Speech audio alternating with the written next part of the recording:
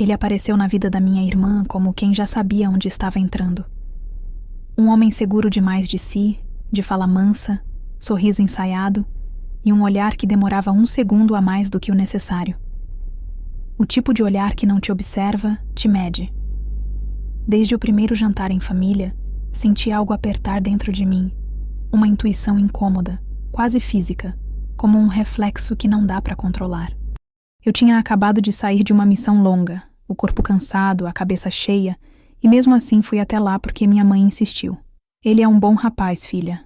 Educado, trabalhador. Sua irmã finalmente encontrou alguém estável. Estável. Palavra perigosa quando dita por quem confunde silêncio com segurança. Durante o jantar, ele parecia um ator no próprio palco. Perguntava sobre o trabalho do meu pai, elogiava o tempero da minha mãe, ria das piadas sem graça dos tios. Quando chegou a minha vez de falar, o ar da mesa mudou. Então é verdade que você trabalha com investigação interna no exército? Ele perguntou, inclinando-se levemente para frente, como se analisasse uma arma que nunca viu de perto. É verdade, respondi, sem detalhar. Ele riu, um riso curto, de quem tenta disfarçar incômodo com arrogância, e disse, deve ser difícil para um homem te namorar, né? Deve sentir que está sempre sendo interrogado. Eu não respondi. Só o encarei, até o riso dele se perder no próprio eco. Ninguém percebeu o que aconteceu ali, mas eu percebi. E ele também. Nos dias seguintes, minha irmã falava dele como se tivesse conhecido o próprio futuro. Ele é tudo o que eu pedi a Deus, dizia, suspirando entre as mensagens de voz que me mandava. Eu escutava em silêncio, com aquele desconforto crescendo. Tentei gostar dele, juro que tentei, mas cada gesto dele parecia calculado, como se tivesse um script invisível. Quando nos encontramos novamente, em um almoço de domingo, ele se aproximou de mim na cozinha, enquanto todos estavam na varanda. Você pode ser farda, mas aqui quem manda sou eu. Foi o que ele disse, sem olhar diretamente nos meus olhos, mexendo no copo como se falasse sobre o tempo. Fiquei imóvel, o coração disparando num compasso frio. Ele levantou o olhar por um instante e sorriu. Brincadeira, claro, e saiu, deixando o cheiro de provocação pairando no ar. Naquele momento eu soube. Não era brincadeira. Contei à minha mãe no mesmo dia. Ela suspirou, como quem tenta resolver tudo com doçura. Ah, filha, ele é meio bruto, mas é o jeito dele. Sua irmã gosta dele, e isso é o que importa. Eu quis responder, quis gritar que aquele homem tinha algo errado, que aquele jeito dele era o prenúncio de algo muito pior, mas me calei. Aprendi cedo que, dentro da minha família, minha firmeza sempre foi traduzida como arrogância. Eu era a filha difícil, aquela que fala demais, a que sempre acha que sabe de tudo. Então, dessa vez, resolvi observar, não por covardia, por estratégia. As semanas passaram, e o noivado se transformou numa vitrine de aparências. Minha irmã sorria em todas as fotos, enquanto os olhos dela iam apagando aos poucos. Ele tomava decisões por ela com naturalidade. A data, o local, as flores. Quando eu perguntava se ela estava feliz, ela respondia com frases ensaiadas. Sim, claro, só estou cansada. Cansada. Sempre cansada. Certa vez, ela me ligou chorando, dizendo que eles haviam discutido porque ela queria continuar dando aulas de dança, e ele dizia que mulher casada não precisa disso. Eu perguntei se ele havia encostado nela. Houve silêncio do outro lado. Longo demais.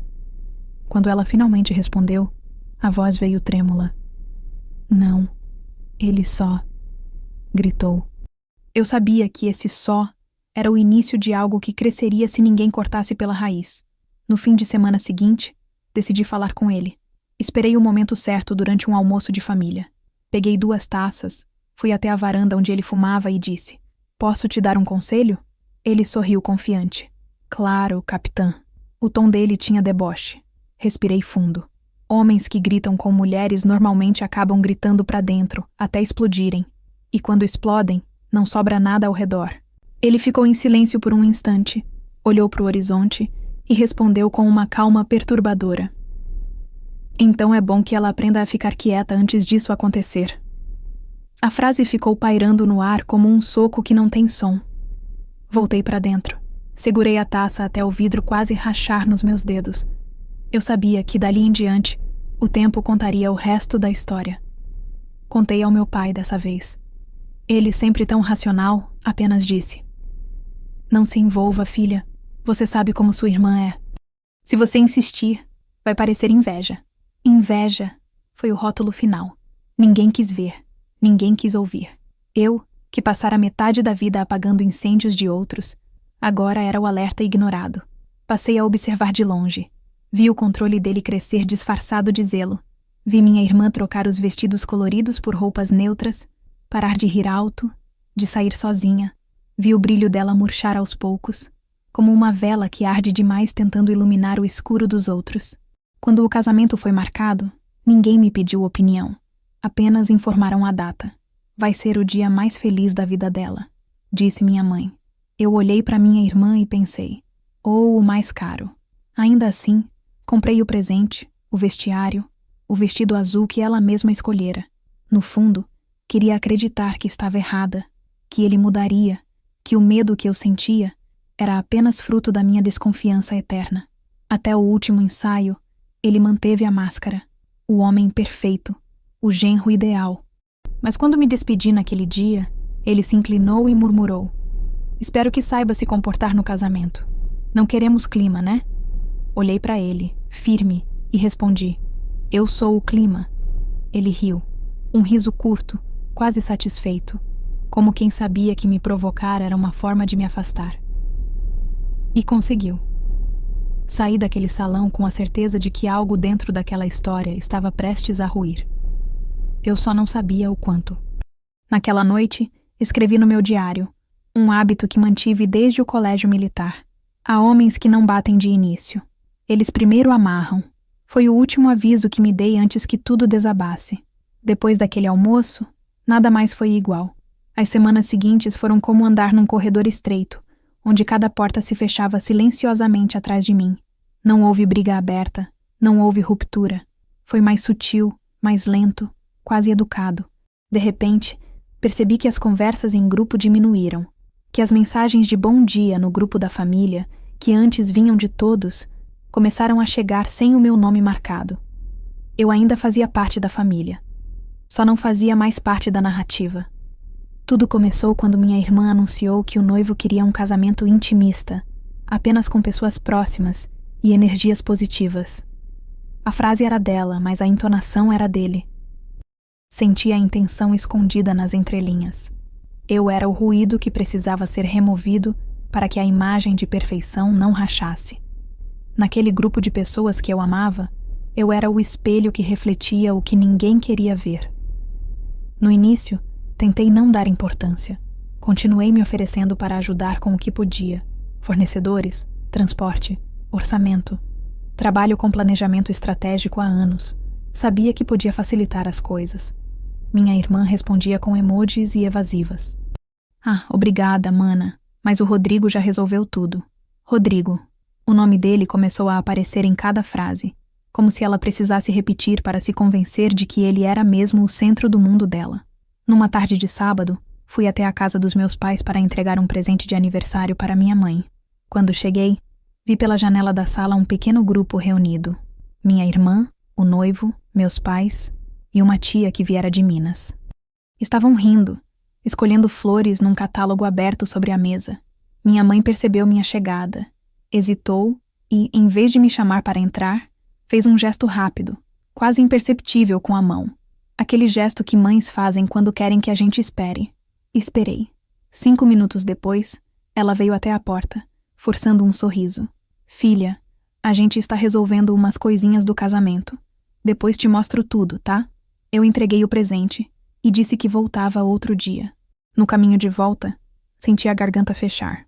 Não pela exclusão em si, mas pela naturalidade dela.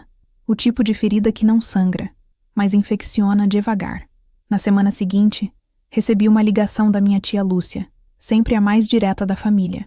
"Estão dizendo que você tá com ciúme da sua irmã." Ri, sem humor. "Ciúme? De quê?" Ela suspirou do outro lado. "Ah, você sabe como é. O povo fala. Dizem que você tenta mandar em tudo, que você quer ser a protagonista." Aquilo me atravessou como uma lâmina. Protagonista. Essa palavra me acompanhava desde a adolescência.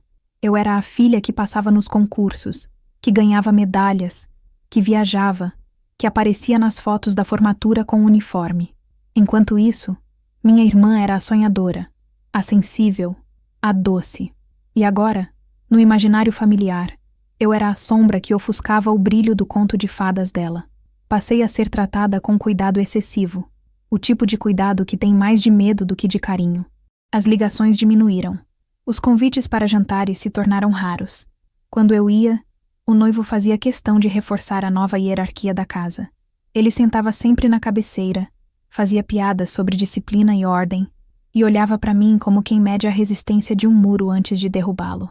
Eu respondia com silêncio. Aprendi que o silêncio, quando vem de uma mulher que carrega farda e postura, é mais ameaçador do que qualquer palavra. Certa noite, durante um jantar de domingo, ele fez um brinde. Levantou a taça e disse: "A nova família que está se formando. Que o amor vença o controle." Todos riram, menos eu. Aquilo era uma provocação, e todos fingiram não perceber. Minha mãe, nervosa, trocou de assunto. Meu pai abaixou o olhar. Minha irmã fingiu não ouvir. Foi a primeira vez que me senti estrangeira dentro da própria casa.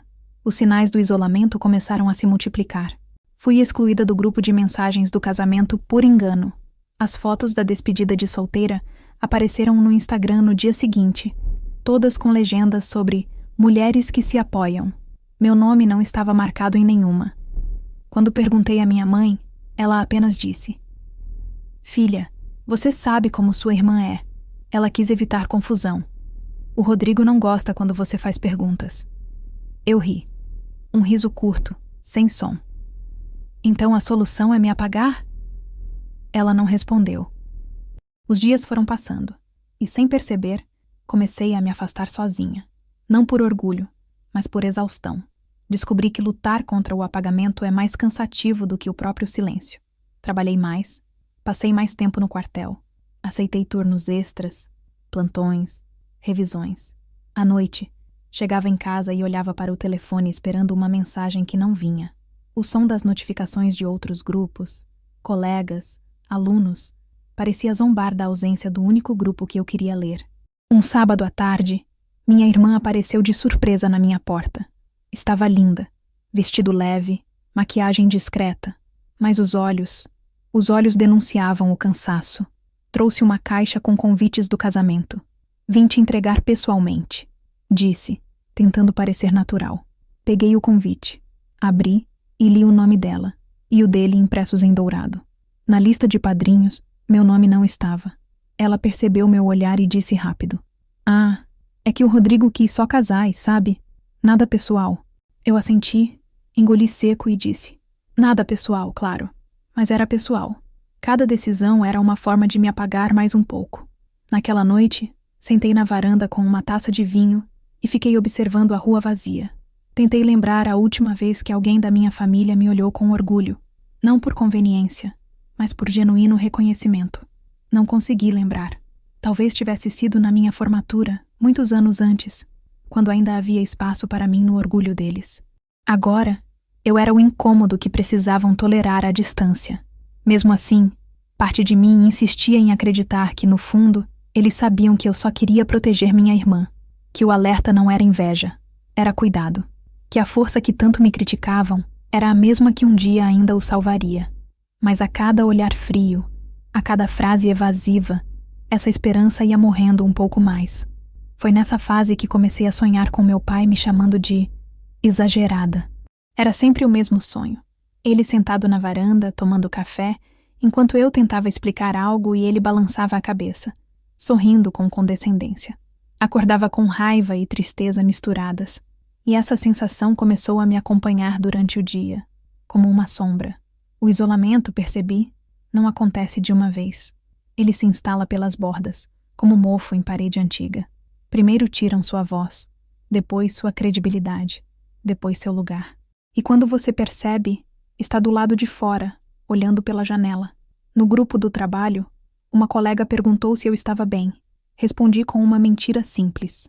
Só cansada. Era verdade, mas não toda. Cansada de tentar ser ouvida, cansada de traduzir minha intenção em palavras que não soassem agressivas, cansada de andar em pontas de pés dentro da casa onde cresci. A gota final veio no domingo seguinte, quando fui à casa dos meus pais sem avisar. Encontrei o noivo lá, de camiseta branca, descalço, agindo como dono do lugar. Cumprimentei, e ele apenas respondeu com um aceno de cabeça. Sua irmã tá se arrumando pro ensaio, disse, e continuou mexendo no celular. Minha mãe veio logo atrás, ansiosa. Filha, da próxima avisa, tá? Eles estão numa correria danada. Aquilo me doeu mais do que qualquer palavra rude. Naquele dia, entendi que o afastamento deles era definitivo. Saí sem me despedir. No caminho, lembrei da frase que ele me disse no início. Você pode ser farda, mas aqui quem manda sou eu. E percebi que ele estava cumprindo o que prometeu. Não precisava levantar a voz. Bastava apagar o terreno ao redor até que ninguém mais me ouvisse. Quando cheguei em casa, tirei o uniforme, deixei a farda sobre a cadeira e fiquei olhando para ela por alguns minutos. Era estranho.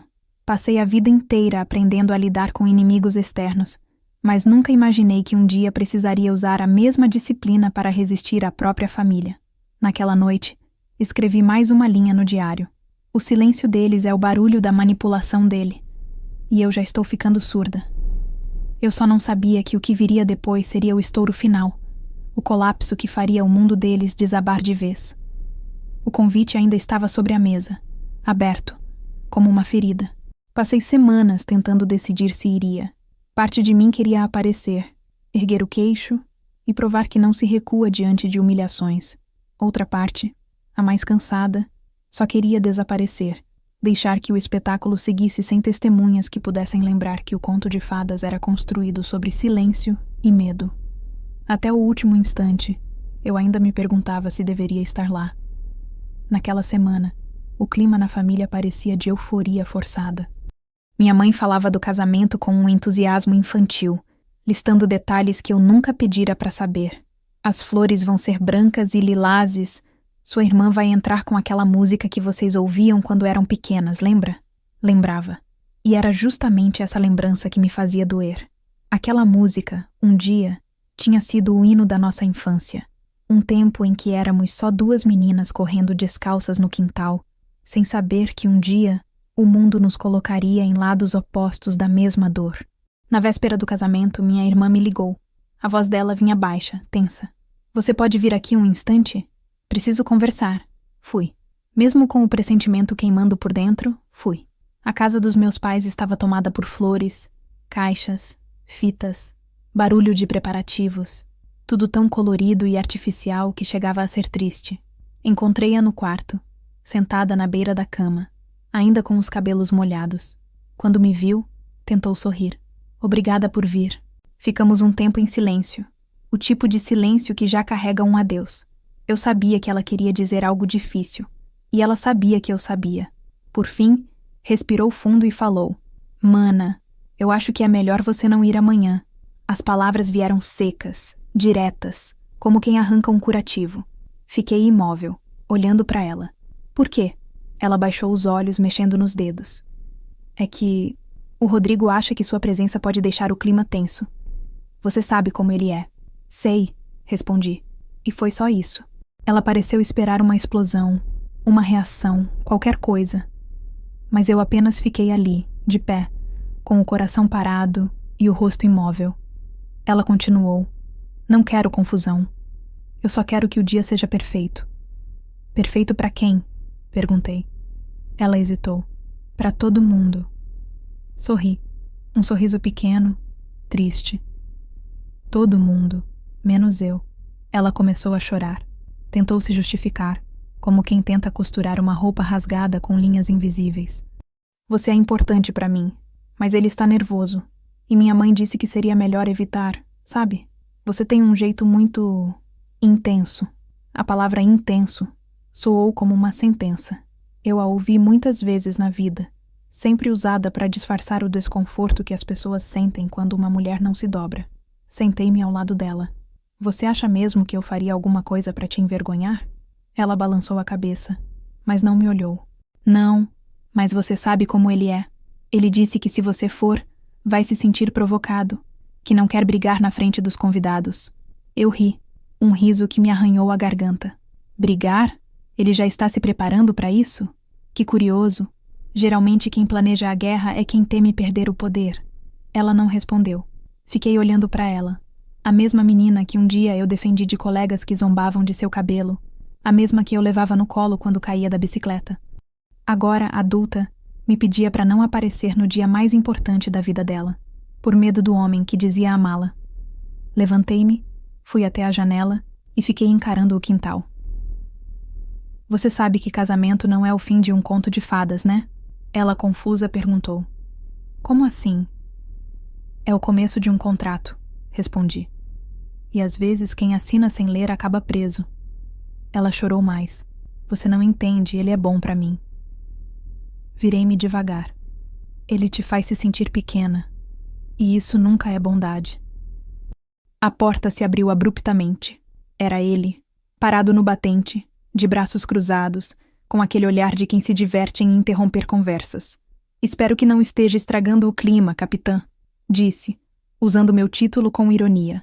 Amanhã é o nosso grande dia, e não queremos tensão. Fique tranquilo, respondi. Eu não estarei lá. Ele sorriu satisfeito. Sabia que você entenderia. E saiu, deixando o cheiro do perfume caro e da vitória fácil. Minha irmã tentou me abraçar, mas eu recuei. Cuida de ti, disse apenas. E saí antes que ela pudesse ver o que havia nos meus olhos. Não raiva, mas uma tristeza funda. O tipo que não chora porque entende que já perdeu algo que não tem como recuperar. Dirigi por horas naquela noite, sem destino. Parei num posto de gasolina na estrada e fiquei olhando o reflexo das luzes sobre o vidro do carro. Peguei o celular e vi as mensagens da minha mãe. Você precisa entender seu papel, filha. Amanhã é o dia dela, não o seu. Não traga constrangimento para a família. Li cada uma com calma e no fim respondi. Fiquem tranquilos. Não serei o constrangimento de ninguém. Quando cheguei em casa, sentei no chão da sala, ainda com o casaco. A casa estava silenciosa, fria. O relógio marcava quase meia-noite. Eu pensava em tudo o que disse e no que não disse. Pensei em quantas vezes as mulheres da minha família foram ensinadas a recuar em nome da paz. Minha avó, que suportou um marido infiel para manter o nome. Minha mãe, que silenciava para evitar brigas. Agora minha irmã, que confundia medo com amor.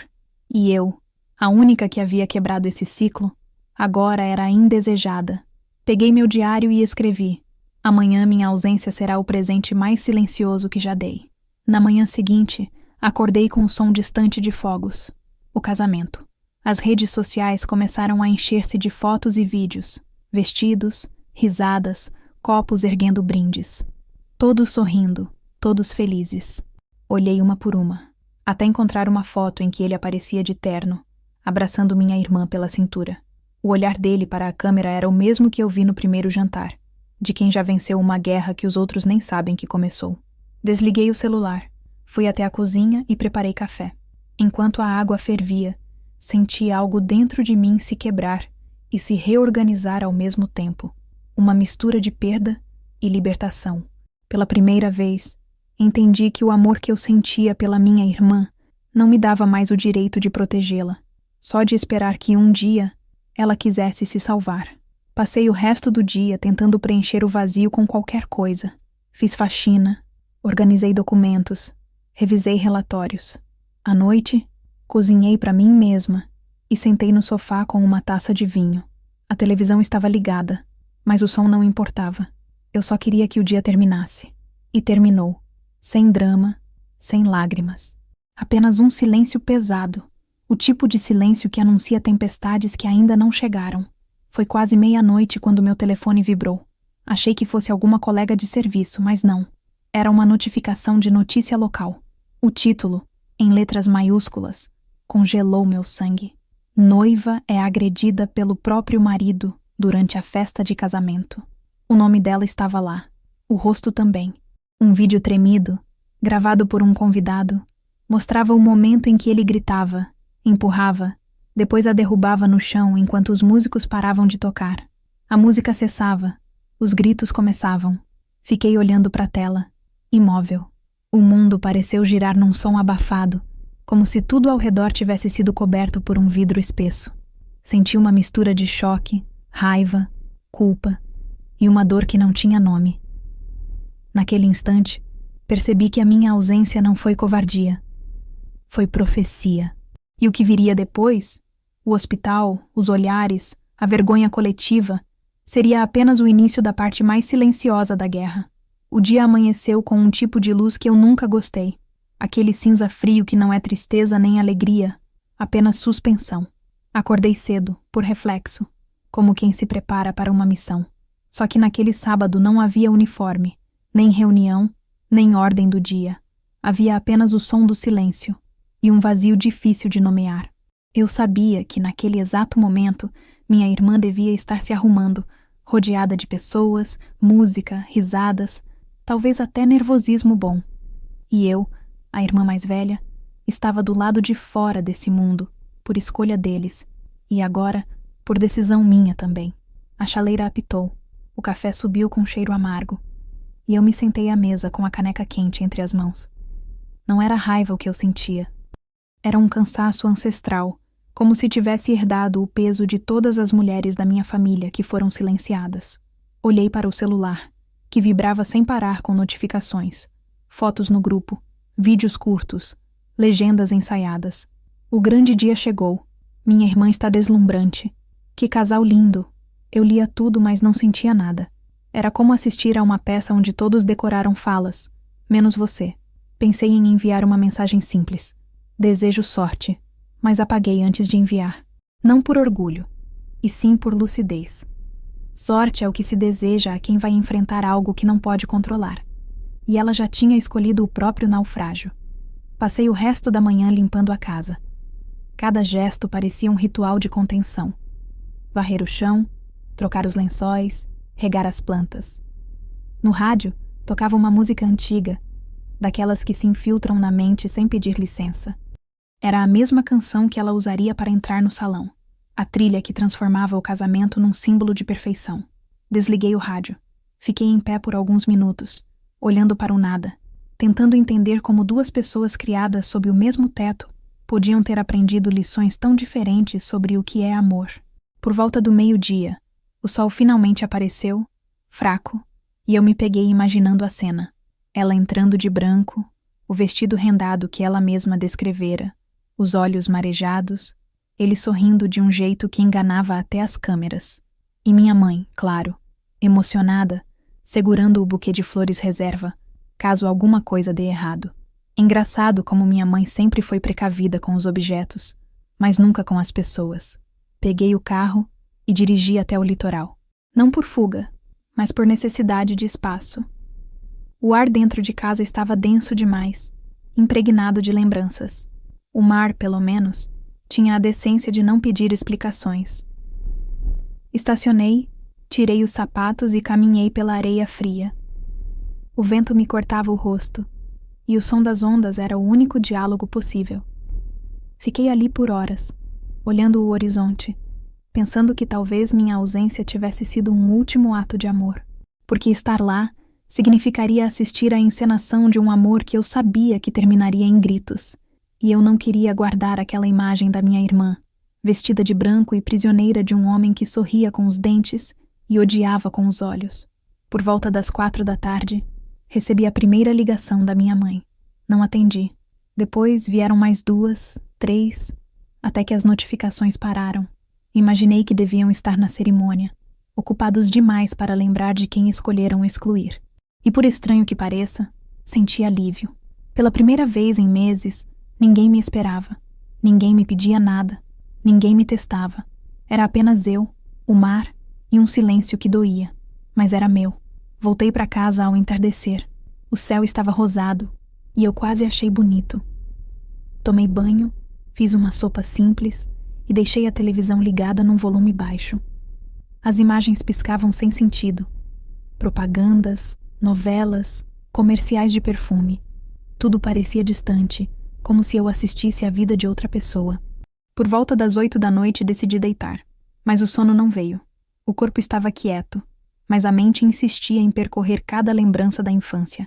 Lembrei de quando ela me seguia pelos corredores, de quando dormíamos na mesma cama porque tinha medo de trovões. Lembrei de como me chamava de minha guarda-costas, de como eu prometera, aos 12 anos, que ninguém jamais a machucaria enquanto eu existisse. E agora, ela estava casando com o homem que eu mais temia, e eu não estava lá para impedir. O relógio marcava 22 horas quando o celular vibrou novamente. Desta vez, não era mensagem.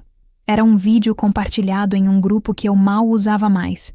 Um grupo antigo de colegas. O título era genérico. Confusão em casamento de luxo.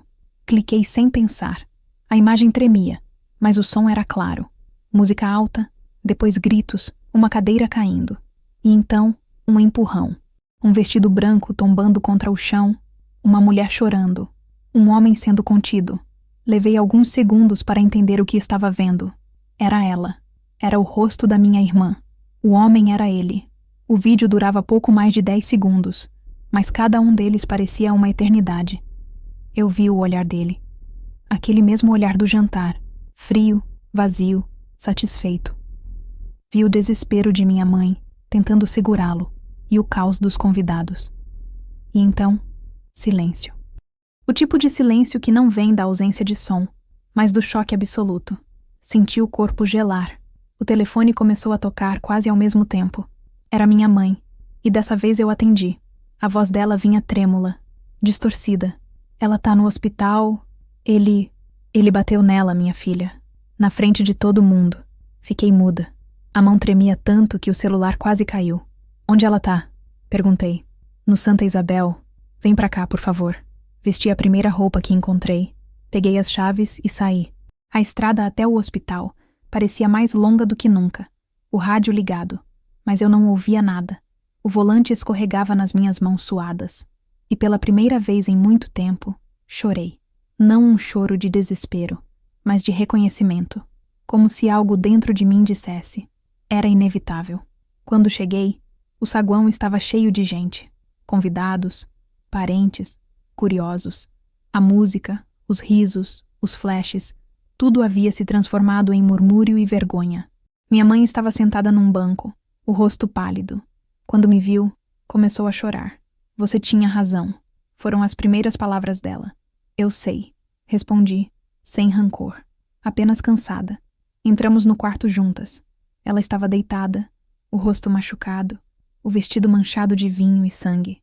O olhar dela me procurou, e por um instante, vi a menina assustada que um dia dormia agarrada em mim.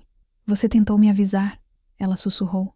Eu segurei a mão dela e disse, não importa mais o que eu disse. Agora a gente vai resolver o que ele fez. O médico entrou logo depois. Informou que ela não corria risco de vida, mas que teria de registrar a ocorrência. Ela hesitou, e eu disse, dessa vez, deixa que eu falo. Saí do quarto, caminhei até o balcão da recepção e pedi para falar com o policial de plantão. Quando ele chegou, contei tudo. Cada detalhe, cada sinal ignorado, cada ameaça disfarçada. Pela primeira vez, não precisei levantar a voz. Minha convicção bastava. Quando saí do hospital já era madrugada. O ar cheirava a chuva e arrependimento. Minha mãe ficou com ela. Meu pai estava calado num canto, incapaz de me encarar. Entrei no carro e fiquei ali por um tempo, com o motor desligado.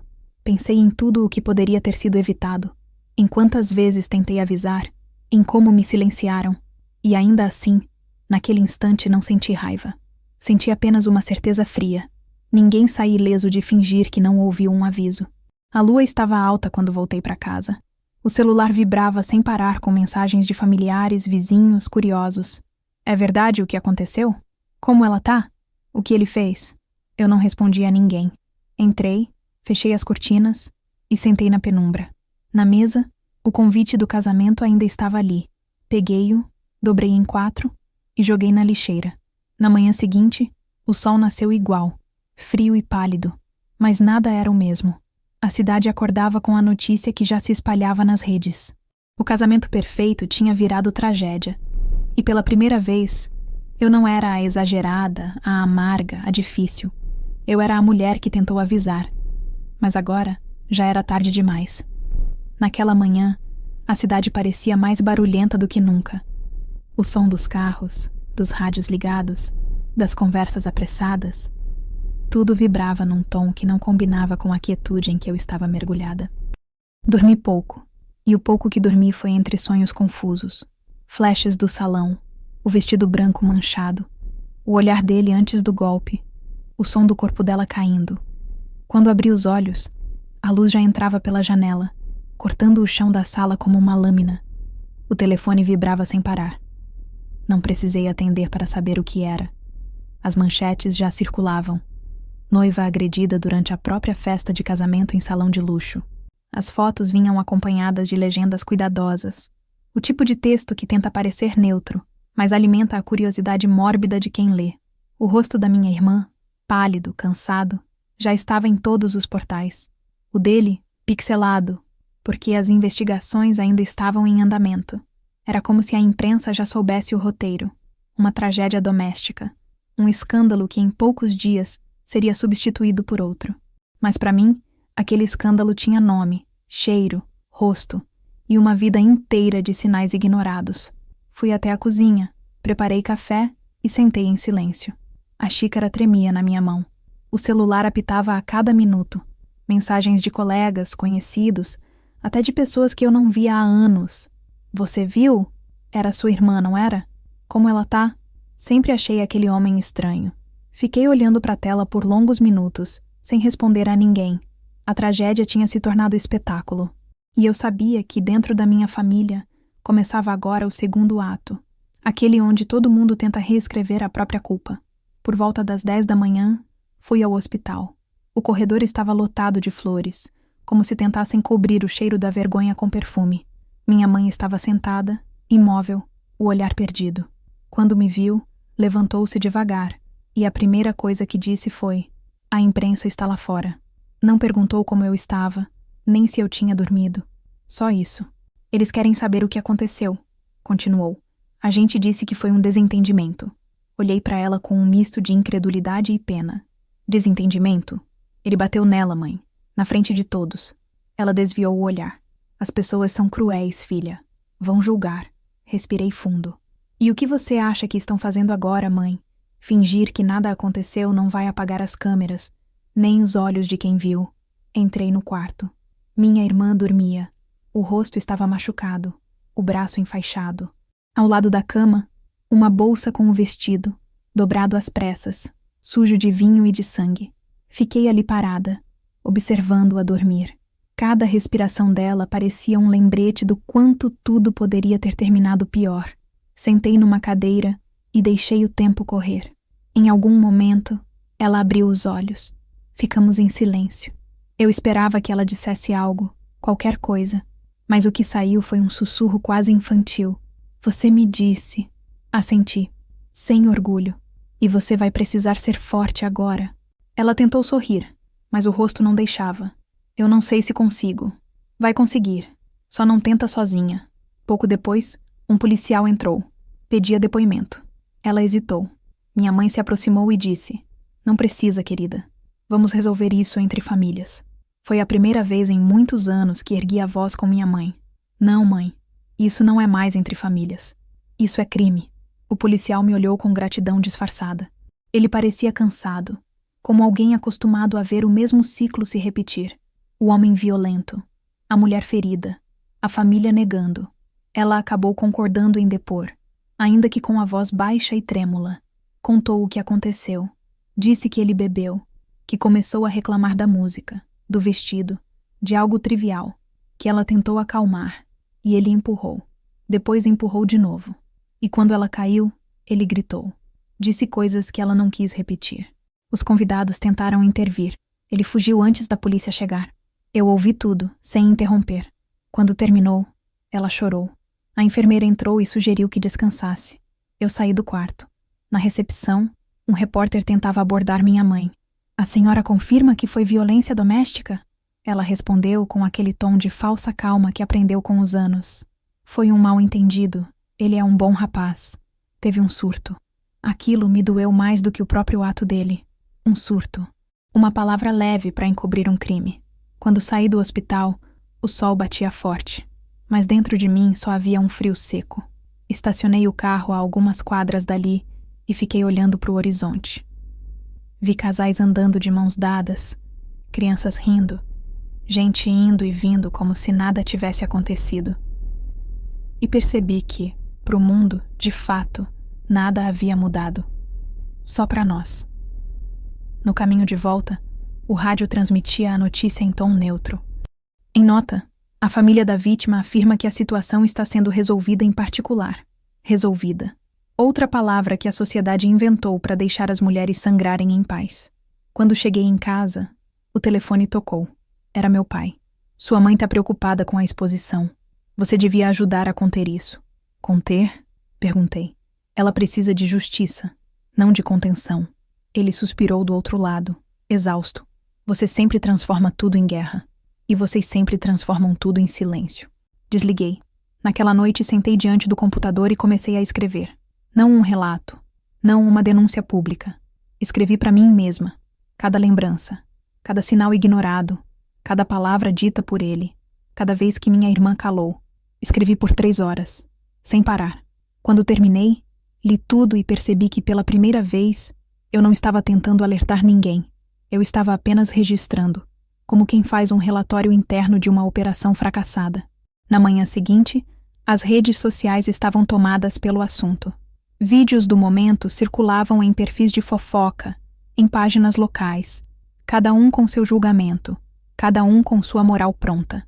Alguns diziam que ela provocou, outros que ele sempre pareceu nervoso demais. A internet tem o talento de transformar tragédias em debates e a dor em conteúdo. Minha irmã virou trending topic. Fui visitá-la de novo no hospital. A enfermeira disse que ela não queria ver ninguém. Entrei mesmo assim. Ela estava de costas, olhando pela janela. Estão dizendo coisas horríveis na internet, disse eu. Ela respondeu, sem virar o rosto. Deixa, eles falam de todo mundo, mas não deviam falar de você. De mim, sempre falaram. Só que agora é por um motivo diferente. Sentei na beira da cama. Você vai denunciá-lo, não vai? Ela ficou em silêncio por tanto tempo que achei que não responderia. Eu quero, mas tenho medo. Do quê? Do que ele vai fazer? Do que vão dizer? Do que eu ainda sinto? Essas últimas palavras saíram como um sopro. E eu entendi. Não era só medo dele. Era medo de admitir que o amor dela tinha sido um erro. Segurei a mão dela e disse: você não precisa ter vergonha. Quem devia ter é quem aplaudiu ele no altar. Ela chorou em silêncio. Do lado de fora, minha mãe conversava com um repórter. Falava baixo, tentando controlar o que seria dito. Eu a ouvi dizer: ela está bem, mas prefere não se expor. Expor. Outra palavra que me atravessou. Ninguém fala em expor um criminoso. Só quem sobrevive. Voltei para casa com uma convicção. Se ninguém falasse, eu falaria. Passei os dias seguintes recolhendo informações, vídeos, depoimentos. Eu sabia onde procurar. Trabalhei com investigação, sabia que todo crime deixa rastros, até o moral. Enquanto todos tentavam apagar, eu comecei a juntar. Não por vingança, mas porque alguém precisava reconstruir a verdade antes que a vergonha coletiva a soterrasse. Naquela noite, antes de dormir, li o que tinha escrito no caderno no dia anterior. Acrescentei uma última frase. O silêncio protege os culpados. As palavras, quando ditas na hora certa, podem quebrar o ciclo. A notícia que quebrou o silêncio não foi a do jornal. Foi a que ecoou dentro de mim. Eu não precisava mais provar que estava certa. Eu precisava garantir que ninguém fingisse não ter visto. E pela primeira vez desde o jantar em que ele me desafiou, senti que minha voz voltava a ser minha. O hospital se tornou uma espécie de altar silencioso, onde todos foram obrigados a encarar o que negaram por meses. As flores que chegavam eram tantas que pareciam querer tapar o cheiro da verdade. Cada buquê, cada bilhete, cada melhoras escondia uma culpa disfarçada de compaixão. Quando voltei lá pela 3ª vez, já não havia câmeras, nem jornalistas na porta. Só restavam os rostos. Aqueles mesmos rostos familiares que antes me olhavam com desdém e agora me procuravam com vergonha. A primeira a me ver foi minha mãe. Estava sentada num banco de canto, com as mãos entrelaçadas no colo e o olhar baixo. Quando me aproximei, ela levantou os olhos e disse: ela está um pouco melhor. Fiquei de pé diante dela, esperando algo mais, talvez um pedido de desculpas, talvez um reconhecimento tardio. Mas o silêncio dela foi covarde. Você ainda acha que foi um mal-entendido? Perguntei. Ela hesitou. Ele sempre foi educado com a gente. A gente nunca imaginou... Interrompi. Vocês nunca quiseram imaginar, mãe. Ela desviou o olhar e, pela primeira vez, percebi o quanto envelhecera nos últimos dias. O rosto cansado, os cabelos desalinhados, as olheiras fundas. Era como se a realidade tivesse cobrado, de uma só vez, todos os anos em que ela escolheu acreditar nas aparências. Eu só queria que ela fosse feliz, murmurou, e achou que para isso precisava me calar. Meu pai apareceu logo em seguida, saindo do quarto. O olhar dele evitava o meu, como sempre. Ela dormiu, disse, tentando manter o tom neutro de quem fala sobre o tempo. Os médicos disseram que precisa de acompanhamento psicológico. Ela precisa de justiça, pai, respondi. Acompanhamento vem depois. Ele respirou fundo, cansado. As coisas não são tão simples. A gente precisa pensar com calma. Ri, um riso sem alegria. Calma foi o que vocês tiveram de sobra. E olha onde a calma nos trouxe. Ele tentou tocar meu ombro, mas eu recuei. Não por raiva, por limite. Havia algo em mim que se fechara definitivamente. Percebi que, por mais que eu amasse meus pais, eles eram incapazes de sair do papel que escolheram para si, o dos que fingem não ver para continuar pertencendo. A porta do quarto abriu e minha irmã apareceu, ainda pálida, os olhos inchados, um curativo no canto da testa. O vestido agora era um moletom simples, emprestado da enfermaria. Caminhou devagar até mim. Ele foi preso, disse, com a voz rouca. Por poucas horas, mas foi. E agora? Perguntei. Ela deu de ombros. Agora eu não sei. Ficamos em silêncio por um momento. Depois ela disse sem me encarar. Todo mundo está me olhando como se eu fosse um escândalo ambulante. Você não é um escândalo. É uma sobrevivente. Ela balançou a cabeça. Não sei se quero ser nenhuma das duas coisas. A minha mãe se aproximou e tentou abraçá-la. O importante é esquecer. Eu me virei bruscamente. Não, mãe. Esquecer é o que trouxe a gente até aqui. Esquecer é o que deixa esses homens livres. Ela me olhou assustada, como se eu tivesse dito um absurdo. E talvez para ela, eu tivesse mesmo. Afinal, a geração dela acreditava que lavar roupa suja em casa era sinal de dignidade. Nos dias seguintes, o reencontro se repetiu. Na sala de espera, na casa dos meus pais, no grupo da família que de repente ressuscitou com mensagens de apoio e arrependimento tardio. Devíamos ter ouvido você, diziam. Você sempre foi mais observadora. A gente não imaginava que ele fosse capaz. Eu lia tudo em silêncio. Nenhuma dessas frases trazia conforto.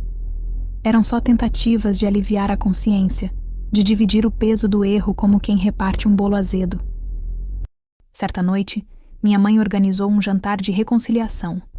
Disse que era importante reunir a família, reconstruir o que se perdeu. Relutei, mas fui. Talvez por curiosidade, talvez por um resto de dever. Quando cheguei, a mesa estava posta como em qualquer outro domingo. Travessas de vidro, toalha branca, cheiro de tempero familiar. Só que o ar era outro. A casa parecia menor, abafada, e cada olhar carregava um pedido não dito. Meu pai abriu o jantar com uma tentativa de normalidade. A gente passou por muita coisa, mas o que importa é que estamos juntos. Quase engasguei com a hipocrisia. Estamos juntos agora que o escândalo é público, né? Disse sem erguer a voz. O silêncio foi imediato. Minha mãe tentou intervir. Filha, por favor, não estraga a noite. Eu não estou estragando nada, mãe. Só estou dizendo o que vocês não tiveram coragem de dizer. Minha irmã estava sentada do outro lado da mesa. Não falava. Brincava com o guardanapo, evitando meu olhar. Até que, de repente, ela sussurrou. Eu devia ter te ouvido. Ninguém respirou. Eu também não. Era a primeira vez que ela dizia aquilo. Mas eu também não queria acreditar. Continuou. Porque se eu acreditasse, teria que admitir que estava sozinha. Aquelas palavras atravessaram a sala como um trovão. Minha mãe chorou. Meu pai abaixou a cabeça. E eu só fiquei ali, sentada, com o coração dividido entre a dor e a compaixão. Eu sabia que ela estava certa. Era mais fácil negar do que admitir o medo. Depois do jantar, ela me chamou até o quintal. Estava frio. Ele me ligou do presídio. Disse, olhando para o chão. Disse que me ama, que perdeu a cabeça, que vai mudar. E você acredita? Perguntei. Não sei. Acho que parte de mim ainda quer acreditar. Respirei fundo. Você vai ter que decidir se quer curar ou repetir. Uma coisa exclui a outra. Ela chorou. E por um instante, eu quis abraçá-la. Não para consolar, mas para lembrar que ainda havia humanidade ali, mesmo debaixo de tanta dor. Você vai conseguir sair disso, disse. Mas não volta pro fogo achando que é lareira. Nos dias seguintes, os parentes começaram a me tratar com uma deferência estranha.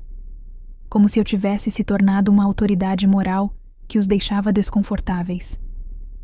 Meus tios, antes zombeteiros, agora me cumprimentavam com formalidade. Minhas primas evitavam tocar no assunto. No fundo, todos queriam seguir em frente, como se o escândalo fosse uma mancha que desaparece com o tempo. Mas o tempo não limpa. Ele só revela o que ficou. Fui chamada por uma jornalista local que queria uma declaração, em nome da família. Recusei. Eles já falaram demais em nome de todo mundo. Respondi. Agora, cada um fala por si. E foi exatamente o que decidi fazer. Não mais carregar a culpa dos outros, nem o silêncio de ninguém. A última vez que vi o rosto dele foi num vídeo que circulou nas redes. Gravado por um repórter, mostrava o momento em que ele saía algemado, a cabeça baixa, a barba por fazer. Por um segundo, vi o mesmo olhar que me desafiou no jantar meses antes. Só que agora havia medo. O tipo de medo que nasce quando o poder escapa pelas mãos. Assisti ao vídeo 2 vezes, não por prazer, mas por encerramento. O rosto dele finalmente correspondia à alma que eu sempre vi. Minha irmã, aos poucos, começou a recuperar-se. Voltou a trabalhar, passou a frequentar terapia, cortou o cabelo. Pequenos gestos de recomeço, que me faziam pensar que talvez, enfim, ela tivesse entendido que não precisava mais viver sob a sombra de ninguém. Mas o resto da família, esses não mudaram. Continuaram presos à narrativa da vergonha. Coitada da menina, diziam nas rodas de conversa, como se ela fosse só vítima, não também parte de uma história de escolha e cegueira. Eu aprendi a não responder mais. Descobri que às vezes o silêncio é uma sentença mais dura que qualquer argumento. Naquela mesma semana, enquanto guardava alguns documentos antigos, encontrei o convite do casamento, amassado no fundo de uma gaveta. Pensei em jogar fora, mas hesitei. Coloquei-o dentro do diário e escrevi na última página. Eles precisaram me expulsar para que eu pudesse estar do lado certo da história. Depois fechei o caderno e o guardei de volta. Naquela noite, dormi com uma paz estranha. Não de felicidade, de conclusão. O tipo de paz que vem quando você entende que o amor nem sempre salva, mas a verdade sempre liberta. E na manhã seguinte, quando acordei, o espelho me devolveu um rosto que eu quase não reconheci. Mais firme, mais sereno, menos aflito. Era como se, finalmente, eu tivesse deixado de ser a filha difícil para me tornar apenas quem eu era. Uma mulher que viu a verdade de perto e decidiu não fingir que ela não existia. Nas semanas que seguiram o escândalo, descobri que a vergonha tem um cheiro específico. Não é o do suor, nem o da culpa, mas o de perfume caro tentando mascarar o medo. Era assim que minha família cheirava agora, a arrependimento disfarçado de carinho. O mesmo grupo que me silenciou por meses, que riu quando eu tentei alertar, agora me procurava em mensagens longas, cheias de justificativas e súplicas implícitas. Você sempre teve um bom instinto. A gente devia ter te escutado. Você sabe como é? Ninguém quer ver o pior. Li cada uma delas com uma calma que aprendi a cultivar como defesa. Já não sentia raiva. O ódio exige energia, e eu já tinha gasto o suficiente tentando ser ouvida. Agora havia apenas uma distância fria, como a de quem observa uma peça de teatro pela 1000ª vez, e já decorou todas as falas. O mais curioso foi ver como cada um escolheu um papel dentro da nova narrativa. Minha mãe virou a mártir. Fiz tudo pelo bem das filhas.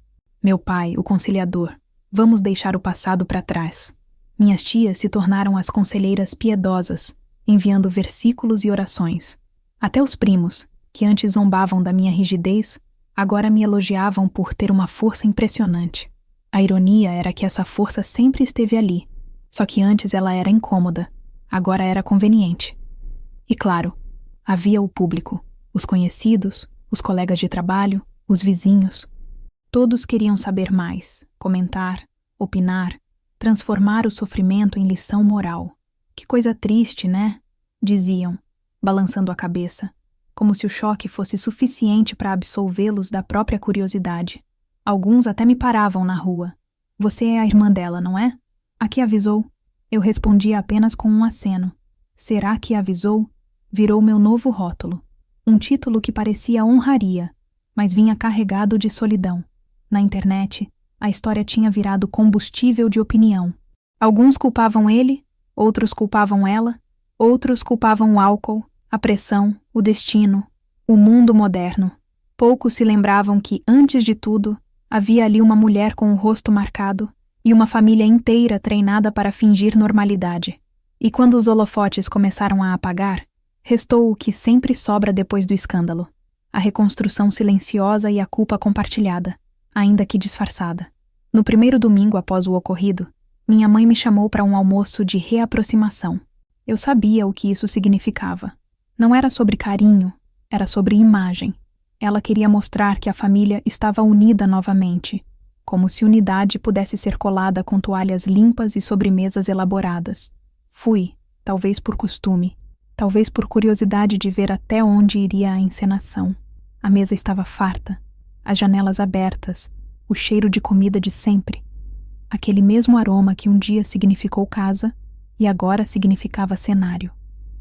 Minha irmã chegou com passos curtos, ainda fraca, mas tentando manter a postura. Tinha cortado o cabelo, e esse pequeno gesto, para mim, foi o primeiro sinal real de mudança. Ela me cumprimentou com um abraço leve, meio hesitante, mas verdadeiro. Já minha mãe veio com a fala pronta. A gente precisa começar de novo, filha. O que passou, passou. Passou? Perguntei, cortando o silêncio. Ele te bateu na frente de todo mundo, mãe. O que passou? Ela desviou o olhar, constrangida. Eu só quis dizer que não adianta reviver o sofrimento. Precisamos olhar para frente. Olhar para frente. Essa era a frase preferida de quem nunca quis olhar de verdade para nada. Respirei fundo. Olhar para frente não é o mesmo que fingir que nada aconteceu. Meu pai interveio. A sua mãe só quer paz. E eu quero justiça, respondi. E se uma não couber na mesma mesa que a outra, paciência. A conversa acabou ali. A comida esfriou. E no ar ficou o mesmo silêncio de sempre. Aquele em que ninguém fala o que realmente pensa. Nos dias seguintes, percebi o quanto o arrependimento coletivo pode ser mais corrosivo do que o erro em si. As pessoas vinham me elogiar, mas sempre com a necessidade de se incluírem no mérito. A gente também desconfiava, viu? Eu mesma falei para sua mãe que ele tinha algo estranho. Era como se todos quisessem apagar a própria omissão, reescrevendo a história de modo a se tornarem cúmplices do acerto, e não do silêncio. Um dos momentos mais duros aconteceu na igreja onde minha mãe frequentava há anos. Fui com ela num domingo para acompanhá-la. As pessoas vinham cumprimentar, abraçar, repetir o mesmo discurso. Que bom que ela está bem. Graças a Deus não foi pior. Até o pastor, no meio da pregação, mencionou a importância do perdão e da restauração familiar. Eu me remexi no banco irritada. Perdão? De quem para quem? O que me revoltou não foi a mensagem, mas a pressa em transformar ferida em lição. Depois do culto, uma senhora se aproximou de mim. Tinha os olhos gentis, mas as palavras afiadas pela ignorância. Minha filha, você é uma mulher forte, mas às vezes Deus nos testa para ver se sabemos perdoar. Eu a encarei e respondi com calma. Deus não bate em mulher, senhora. Quem faz isso é homem. Ela se afastou, constrangida. Minha mãe suspirou e murmurou. Você podia ser mais diplomática. Sorri de lado. Diplomacia é o idioma dos covardes. À medida que os dias passavam, as pessoas tentavam seguir a vida como se nada tivesse acontecido. As conversas sobre o casamento diminuíram. Os comentários nas redes sociais rarearam.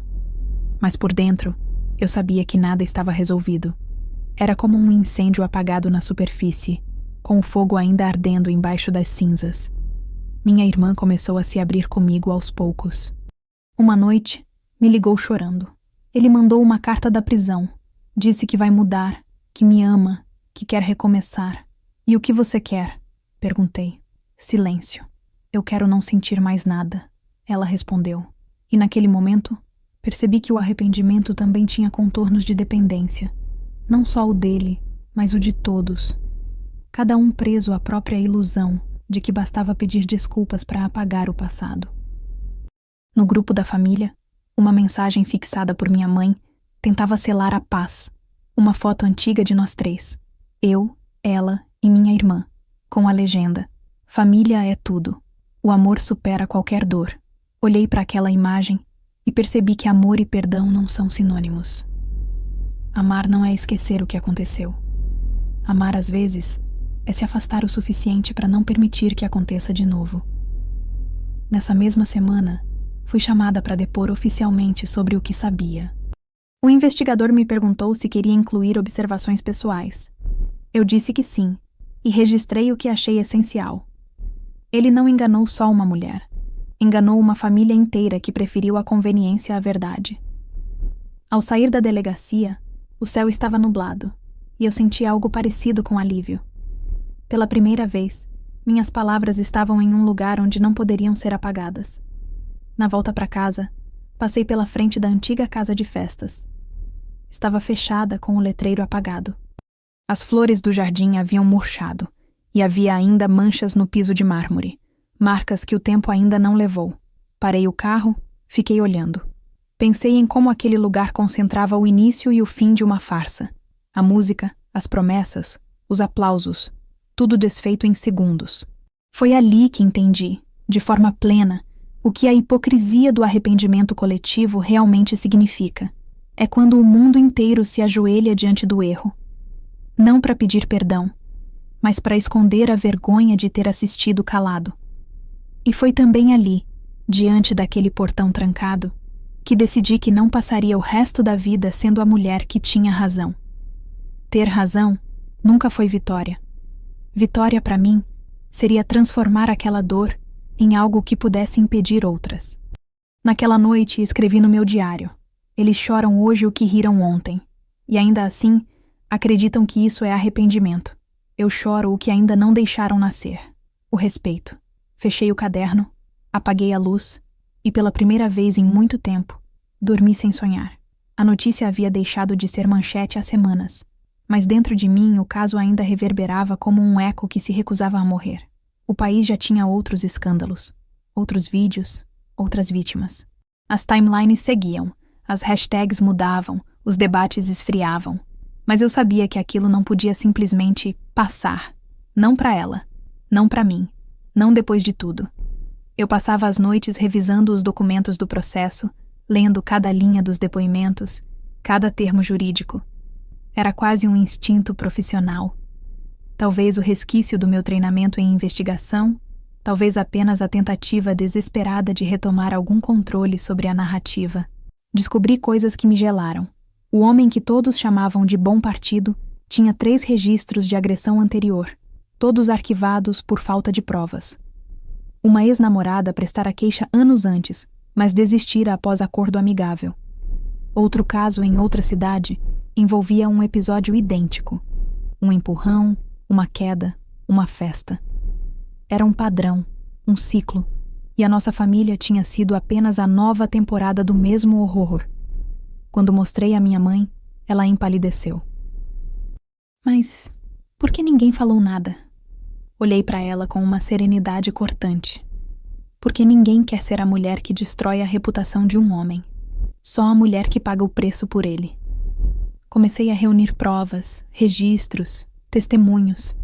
Visitei o salão de festas e falei com os funcionários. Um garçom me contou que ele já chegou alterado, que discutiu com o DJ antes da cerimônia porque a música não era digna da ocasião. Um segurança disse ter ouvido gritos minutos antes da agressão, no camarim. Nenhum deles tinha sido oficialmente ouvido. Ninguém os procurara. Então eu procurei. Levei tudo à delegacia e protocolei formalmente. O delegado, um homem de meia idade com um olhar cansado, leu os papéis e disse: "A senhora está levando isso a sério." "Mais do que muita gente deveria ter levado antes", respondi. Ele assentiu, sem ironia. É raro ver alguém insistir. Normalmente, depois do escândalo, as famílias preferem esquecer. Nós já tentamos esquecer, falei, e o resultado está no rosto da minha irmã. A investigação ganhou corpo. As antigas vítimas começaram a ser localizadas. Algumas aceitaram depor, outras não. Mas cada depoimento que chegava confirmava o que eu já sabia. Ele era o tipo de homem que se sentia invencível, porque o silêncio das mulheres o protegia. E durante anos, esse silêncio teve cúmplices: amigos, parentes, colegas, até instituições. Quando as audiências começaram, minha irmã tremia antes de cada uma. A presença dele, mesmo algemado, ainda era suficiente para deixá-la sem ar. Eu sentava ao lado dela, em silêncio, sem tocá-la. Ela sabia que eu estava ali, e às vezes isso bastava. Na terceira audiência, ele tentou falar diretamente comigo. O advogado pediu permissão para que ele se manifestasse. O juiz concedeu. Ele me olhou nos olhos e disse: "Você destruiu minha vida." Eu não respondi. Apenas o encarei, imóvel. O juiz o mandou calar, mas aquele instante ficou gravado. O olhar dele já não era de poder, era de medo. E esse medo não era da prisão, era da exposição, daquilo que ele nunca acreditou que pudesse acontecer: perder o controle da narrativa. Foi exatamente aí que percebi que a verdade, quando vem à luz, não é apenas uma arma, é uma libertação. As redes voltaram a falar do caso quando um jornalista investigativo publicou uma matéria extensa sobre o histórico dele. Eu havia lhe enviado os documentos de forma anônima, mas a escrita da matéria carregava minha marca: precisa, fria, incontestável. O título estampava: "Reincidente, o homem por trás da festa de horror." A reportagem viralizou, e de repente, todos aqueles que preferiam o esquecimento foram forçados a encarar a lembrança. Minha mãe, ao ver a notícia, entrou em pânico. "Por que mexer nisso de novo? As pessoas vão pensar que é vingança." "É justiça", respondi. "E justiça é barulhenta." Minha irmã leu a matéria em silêncio. Depois de alguns minutos, olhou para mim e perguntou: "Foi você?" Eu hesitei, depois assenti. Ela respirou fundo. "Obrigada." Só isso. Uma palavra pequena, mas que pesava mais do que qualquer reconhecimento público. Os dias seguintes foram um caos de mensagens, ligações, especulações. A imprensa começou a tratar o caso com a gravidade que merecia. As ex-namoradas dele se pronunciaram. Uma delas disse algo que me ficou gravado. Eu achei que fosse a única. Agora entendo que éramos todas peças da mesma história. A opinião pública, como sempre, se dividiu. Uns chamavam de justiça, outros de espetáculo. Alguns homens nas redes diziam que era exagero, que casais brigam, que não se destrói uma vida por um empurrão. Cada comentário desses me dava a certeza de que o silêncio ainda tinha muitos defensores, mas agora ele não tinha mais o privilégio de ser protegido por eles. Em uma das entrevistas, o advogado dele tentou distorcer os fatos, insinuando que a noiva também o provocava. Foi o bastante para eu perceber que o julgamento social ainda era o mesmo. O homem é sempre o que perdeu o controle, e a mulher é sempre a causa da perda. A diferença é que agora nós tínhamos voz, provas e público. No auge da exposição, fui chamada para uma entrevista em um programa local. Recusei. Não queria virar rosto de tragédia, nem heroína de internet. A história não era sobre mim, mas pedi que publicassem uma carta aberta, assinada por mim e por outras mulheres da família. Nela, escrevemos: "Nenhuma de nós quer fama. Queremos apenas que a próxima mulher seja ouvida na primeira vez que disser 'eu tenho medo', e que ninguém precise apanhar para que acreditem nela." A carta foi reproduzida por dezenas de veículos. No dia seguinte, recebi mensagens de desconhecidas. Mulheres que diziam: "Eu também avisei e ninguém me ouviu. Eu também fui chamada de exagerada. Eu também saí para salvar minha sanidade." Percebi que a exposição tinha se tornado algo maior do que a nossa história. Era um espelho. E espelhos incomodam quem vive de aparências. Minha mãe, que ainda resistia à ideia de ver o nome da família estampado em jornais, começou a mudar lentamente. Um dia, ela me chamou na cozinha e disse: "Eu vi uma moça no mercado, apanhada. Eu quis ir falar com ela. Antes eu teria olhado para o outro lado. Não respondi.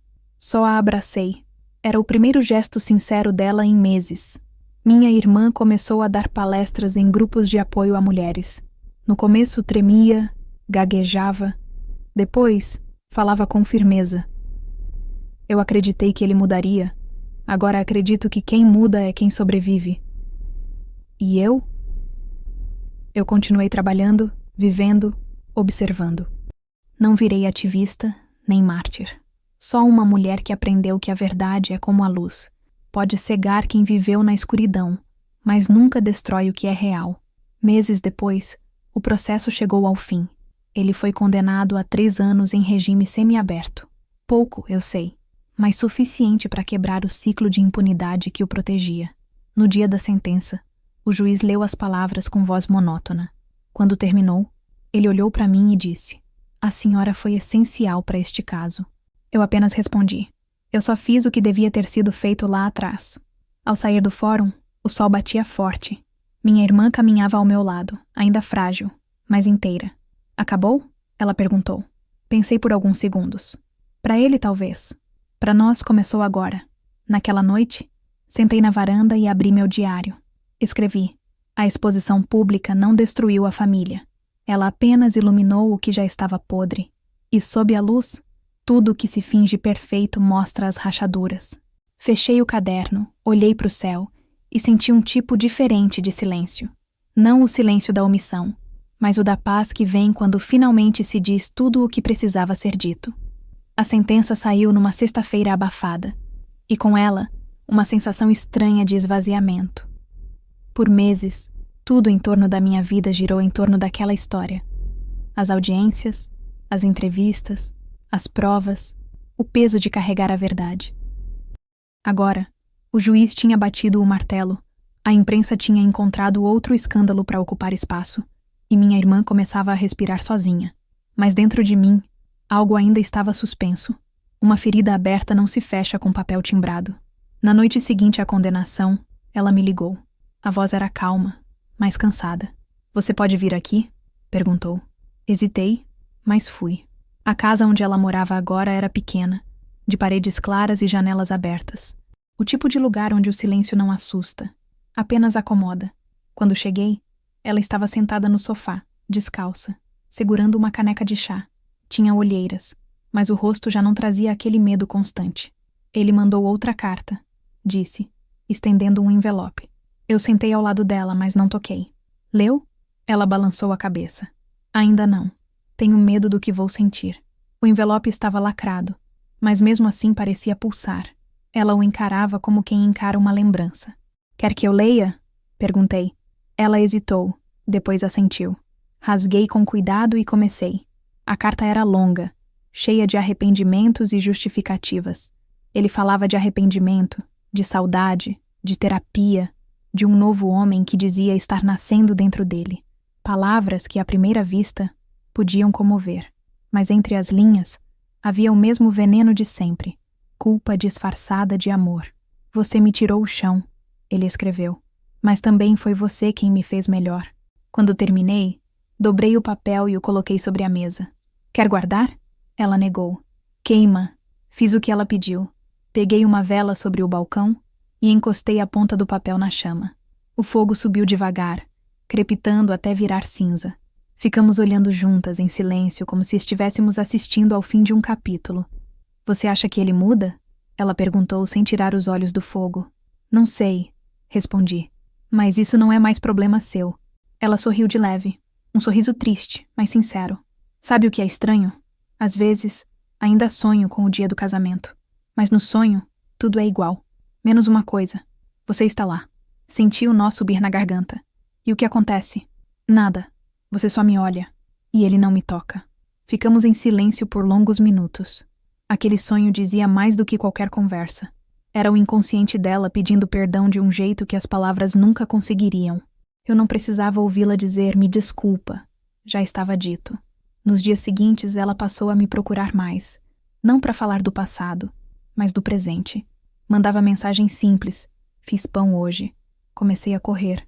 Tô dormindo melhor." Aos poucos, percebi que o perdão não era uma palavra dita. Era um processo invisível. E naquele processo, eu também precisava me perdoar. Por muito tempo, carreguei culpa por não ter conseguido impedir tudo.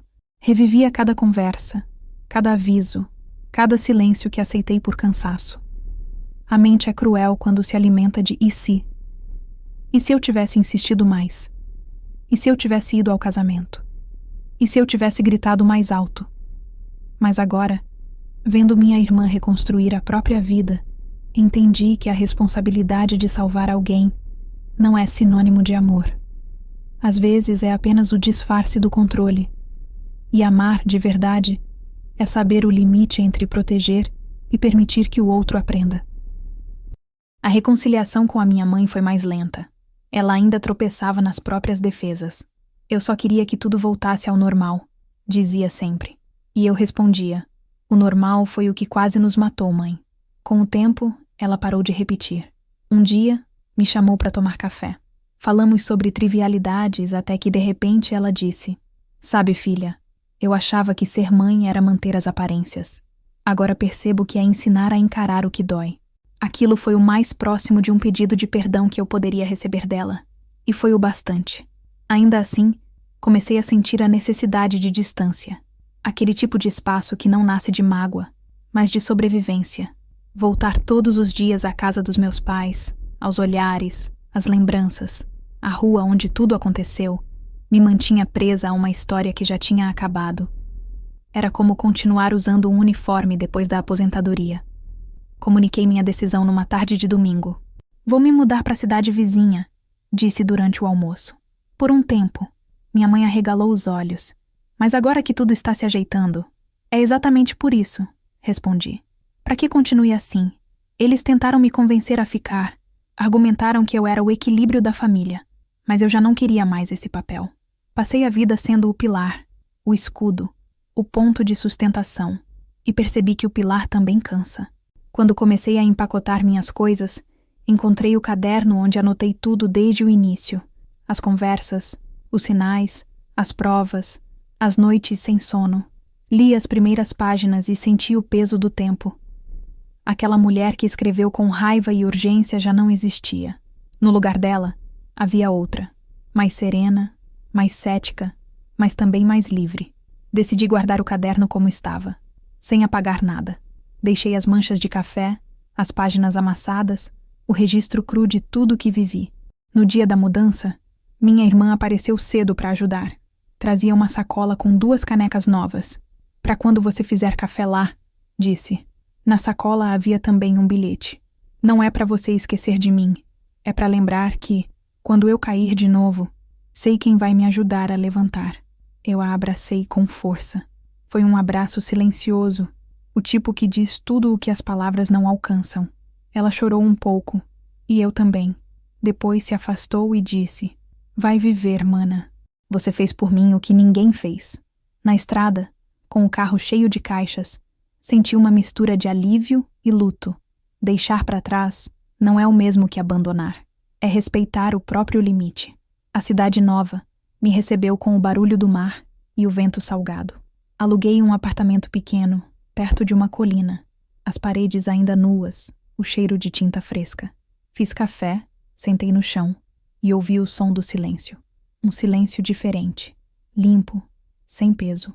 Nos primeiros dias, me peguei pensando neles com frequência.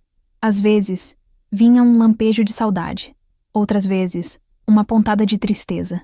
Mas o sentimento predominante era outro: paz.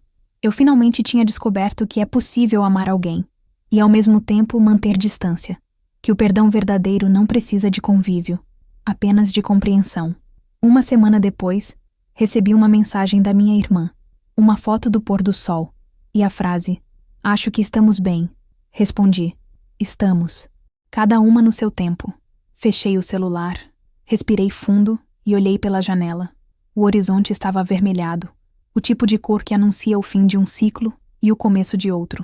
E pela primeira vez desde o início de tudo, senti que a história realmente tinha um fim. Não um final feliz, mas um final justo. Nos primeiros meses na nova cidade, aprendi o valor do anonimato. Ninguém me conhecia. Ninguém me olhava como a irmã da noiva agredida, nem como a mulher que denunciou o genro. Eu era apenas mais uma pessoa atravessando a rua com uma sacola de compras, ou pedindo café numa padaria à beira-mar. Foi ali, entre rostos estranhos e marulhos familiares, que descobri uma forma nova de existir, sem ser lembrada, sem ser observada, sem precisar explicar. As manhãs tinham cheiro de pão fresco e maresia. Caminhava pela praia com o vento no rosto e os pés descalços, e pela primeira vez em muito tempo, não havia urgência, nenhuma batalha para travar, nenhum silêncio a quebrar. Era estranho no começo, esse vazio de conflito. A mente, acostumada a se defender, Demorou a entender que não havia mais ninguém tentando me calar. Comprei móveis usados, pendurei cortinas finas e deixei as janelas sempre abertas. A casa era pequena, mas o ar circulava livre. À noite, o barulho do mar misturava-se ao som distante de carros e vozes, e esse conjunto formava uma melodia de normalidade que eu nem lembrava mais como soava. Continuei escrevendo. Não sobre o passado, mas sobre o que via. Uma senhora vendendo flores na esquina. Um garoto que tocava violão perto da praça. Uma mulher de uniforme que limpava o café onde eu costumava trabalhar e que sempre deixava um pedaço de bolo embrulhado para mim. Descobri que registrar o mundo sem dor era um exercício de reaprendizado. Escrever sem revolta, sem denúncia, apenas para não esquecer os detalhes. Certa tarde, recebi uma carta da minha irmã. O envelope tinha a caligrafia dela, firme, segura. Abri devagar, o coração batendo mais rápido, como se ainda esperasse mais notícias.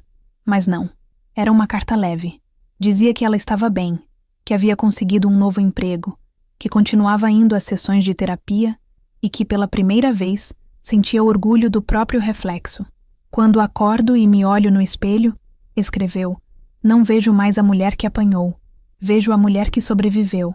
No fim da carta, ela escreveu algo que me fez chorar em silêncio. Eu te perdoo por ter me deixado cair, porque só assim aprendi a levantar. Guardei a carta na gaveta, ao lado do caderno antigo que ainda não tive coragem de abrir novamente. Às vezes, passo a mão sobre a capa, sentindo o relevo das marcas, como se tocasse uma pele antiga, não para lembrar, mas para agradecer por ter sobrevivido àquela versão de mim mesma. Os meses se transformaram em uma rotina tranquila. Trabalho remoto, pequenas caminhadas, leituras, visitas ocasionais ao mercado e, de vez em quando, uma videochamada com minha irmã. Minha mãe às vezes liga, ainda tentando reconstruir pontes, mas de forma mais suave. Ela fala sobre o jardim, sobre o tempo, sobre receitas novas. Evita o passado. E eu não a corrijo. Aprendi que algumas pessoas só conseguem amar quando o amor vem sem cobranças. Certo dia, ao abrir o e-mail, encontrei uma mensagem de um endereço desconhecido. O assunto dizia apenas: desculpas tardias. Hesitei antes de clicar. Era dele. As palavras eram medidas, artificiais, quase polidas demais. Dizia que entendia o mal que causou, que estava em tratamento, que esperava um dia ser lembrado não pelo erro, mas pela mudança. Li até o fim, depois deletei. Nenhuma raiva, nenhum tremor, apenas indiferença. Era como ler a carta de um estranho. E, de certa forma, era exatamente isso que ele se tornara. Um estranho que um dia atravessou a vida da minha irmã e deixou cicatrizes em todas nós. Apaguei a mensagem e segui meu dia. Percebi que o verdadeiro encerramento não vem quando o outro pede perdão, mas quando o pedido não tem mais importância. Em uma manhã de outono, enquanto tomava café na varanda, percebi algo curioso. O silêncio da minha casa não era vazio, era cheio de vida. O som das gaivotas, o ranger da madeira da varanda, o tilintar de uma colher no copo. Pequenos ruídos que formavam uma sinfonia discreta de existência. A paz não é feita de ausência, pensei, mas de presença leve. Comecei a pintar. Comprei tintas baratas e telas pequenas. No início, pintei paisagens. Depois, rostos sem olhos, apenas expressões vagas. Um dia, percebi que todas as figuras femininas que eu pintava tinham as mãos erguidas, não em súplica, mas em gesto de quem se protege. Sem perceber, eu transformava em arte tudo que um dia me queimou por dentro. Certa manhã, uma vizinha me chamou para ajudar em uma pequena oficina comunitária de escrita. Mulheres se reuniam toda quarta-feira para contar suas histórias. Eram diaristas, enfermeiras, professoras, aposentadas. No primeiro encontro, todas ficaram em silêncio, envergonhadas. Eu também. Até que uma delas, uma senhora de voz firme, disse: escrever é como arrancar um espinho. Dói, mas cicatriza melhor. Foi ali que percebi que minha história não me pertencia mais. Ela pertencia a todas nós. As que falam, as que calam, as que ainda acreditam que merecem o que suportam. Algumas semanas depois, recebi a visita da minha irmã. Chegou sem avisar, trazendo um bolo de cenoura e um sorriso tímido. Precisava ver onde você se escondeu, brincou. Passamos o fim de semana juntas, caminhando pela areia, falando sobre tudo e sobre nada. À noite, enquanto tomávamos vinho, ela disse: Sabe, às vezes me sinto culpada por tudo isso ter te mudado tanto. Respondi sem pensar. Não me mudou. Me revelou. Ela ficou em silêncio por um instante, depois sorriu. Acho que é isso. No fundo, a dor é só uma tradução torta do que a gente sempre foi. No último dia, quando ela foi embora, me deixou um envelope.